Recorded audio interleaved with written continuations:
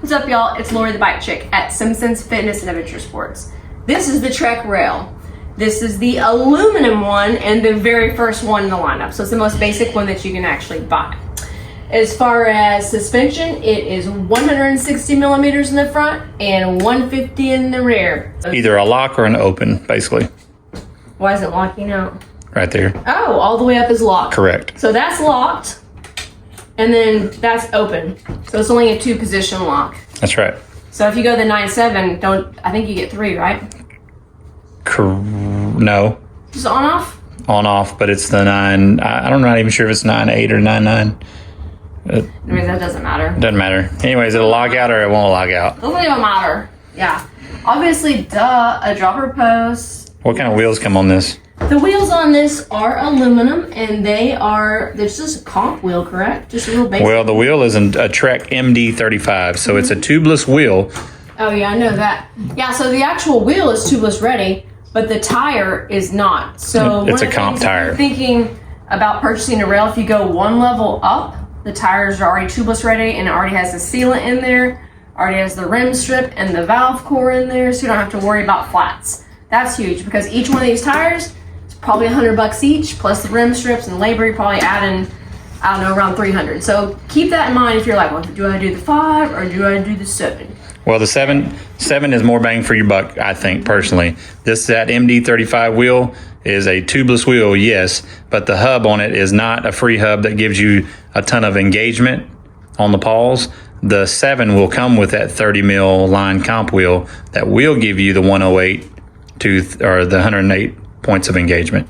So that's a big yes for me on that one. Yeah. And one thing I do know is that it is a little bit lighter than, like, say, the 9.8 and the 9.9 because the battery is not as big. So Excuse the random dog in the back. Oh, yeah. So this is a 250 watt battery. Correct. And then it is, as far as the motor is going to be, it's a CX Bosch motor, but the battery itself, this on the 5s, they come with the 500 watt. Yeah, they come hour. with 500 watt hour batteries. The 7s and up come with 625 until you get to the 9.8s. 9.8s are going to come with a 750. That's what. Oh yeah, we have the 9.7s. Yeah, but they're a little bit more battery. And the digital. Yeah, this is different. So on the 5 and the 7, you get this right here. So it's on the bar.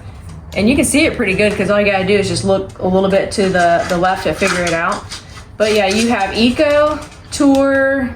This is my favorite mode. And then Turbo. EMTB, you're going through kind of like all the different ranges and you don't have quite that surge. And it'll all the way go up to Turbo too, I think, within that. Maybe not quite, but you're going through all those different levels. Obviously an air shock. We put air in there. Fork. Yeah, a little air fork. You put air in there according to what you weigh. It's this is a decent fork. It does have knock block on it. So what that means is that your bar won't go all the way around and, you know, scrape your frame or get caught on there, which that is kind of cool. It doesn't bother you. You don't ever go like way over here anyways. So that's not like really a big deal. If you're steering that far, you got some twisted issues. That's right. Get it, twisted issues. Yeah. Yeah, and the rotors are huge on this. That means you can literally just stop on a dime. That's one of the things that I think is exciting about these style bikes is because you could be going so fast and then all of a sudden need to stop really hard. I'll go around here for a second. Well, it's a lot more weight to carry, so you need that all stopping power. Those are big rotors. So cute. Look. Little charger right there. Oh, I got to show you guys the actual charging box too. It comes with it. This is the box that you will be getting. I'll hold it up for you. Comes with a manual. And well. This is, a bell, which is really fun. You might need that because you're going so fast. You got to get out of the way. I'm going to show you guys how to take the battery out too.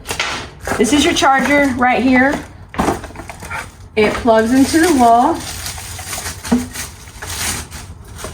This goes in here. And you plug it into the wall like regularly. That's just a regular wall plug. And then this is what goes into your bike, which I'll show you that really fast.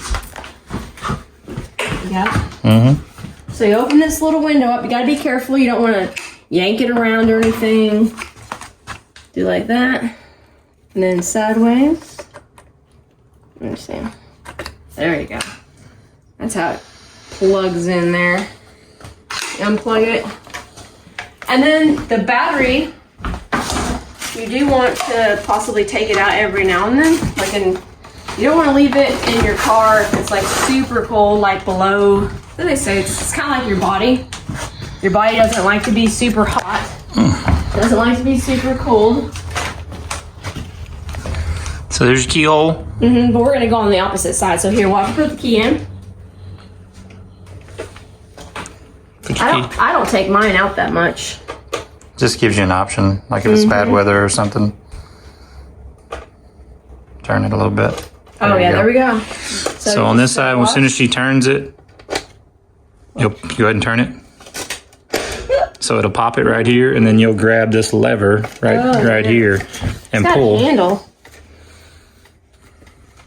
You got to turn the key sometimes. The thing is, this is the weight of your bike right here. So if you guys we weighed it, and I think it's 12 pounds. If you guys ever want to if you're on the road and you're like, man, I forgot to do my workout, just use your battery. You do this whatever.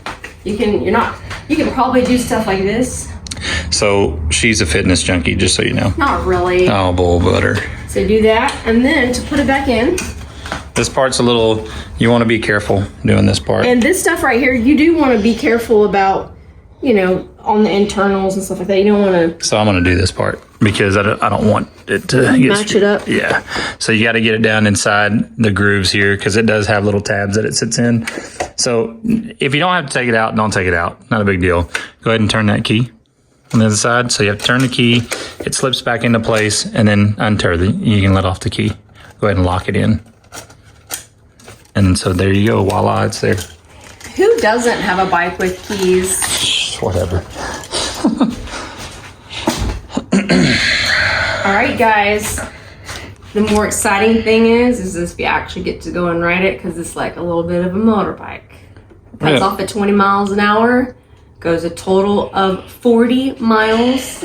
It's a lot of fun. And even riding them off, that's the thing is riding them off has good rolling resistance, because once you get it in motion, it stays in motion. On the descents, oh my gosh, you don't really have to have it on the descents, but you can still pedal. That thing's bombing. You're like, see you guys. So they could be like, oh, you don't have your motor on. Well, you're still faster than them on the downhills, like crazy fast, because it weighs more.